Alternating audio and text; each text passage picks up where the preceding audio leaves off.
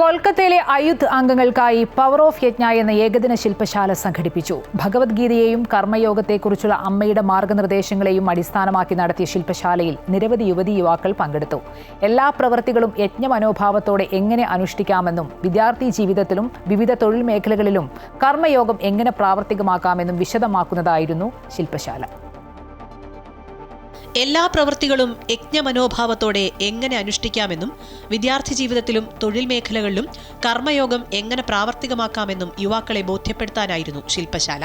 അമ്മയുടെ ബ്രഹ്മസ്ഥാന ക്ഷേത്രത്തിൽ ലോകശാന്തിക്കായുള്ള പ്രാർത്ഥന നടത്തിയ ശേഷം നിസ്വാർത്ഥ സേവനത്തിനും ആത്മീയ വളർച്ചയ്ക്കും സഹായകമായ രീതിയിൽ ജീവിതത്തിൽ ചെയ്യാനുദ്ദേശിക്കുന്ന ലളിതമായ യജ്ഞങ്ങളെക്കുറിച്ച് പ്രതിജ്ഞയെടുത്തു.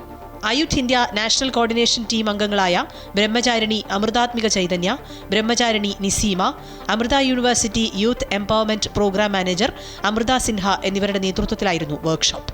ഗീതാശ്ലോക പാരായണം, ധ്യാന പരിശീലനം, ടീം ബിൽഡിംഗ് ഗെയിംസ്, ആധ്യാത്മിക ചർച്ചകൾ, ഭജന, അമ്മയുടെ ജീവിതത്തെയും ഉപദേശങ്ങളെയും ആസ്പദമാക്കിയുള്ള പ്രത്യേക അവതരണം എന്നിവ ശില്പശാലയുടെ ഭാഗമായി നടന്നു. അമ്മയുടെ സാന്നിധ്യത്തിലുണ്ടായ വ്യക്തിപരമായ അനുഭവങ്ങൾ അയുധംഗങ്ങൾ പങ്കുവച്ചു. ഇന്നത്തെ യുവാക്കളിലെ മാനസിക സംഘർഷം എന്ന സ്കിറ്റും അയുധംഗങ്ങൾ അവതരിപ്പിച്ചു. ആത്മീയ തത്വങ്ങൾ ദൈനംദിന ജീവിതത്തിൽ പ്രാവർത്തികമാക്കുന്നതിലൂടെ കൂടുതൽ സന്തുലിതവും കരുണാപൂർണവുമായ ഒരു ലോകം സൃഷ്ടിക്കാനാവുമെന്നതിന്റെ ഓർമ്മപ്പെടുത്തലായി ഈ ശില്പശാല മാറി. News desk, Amrita TV.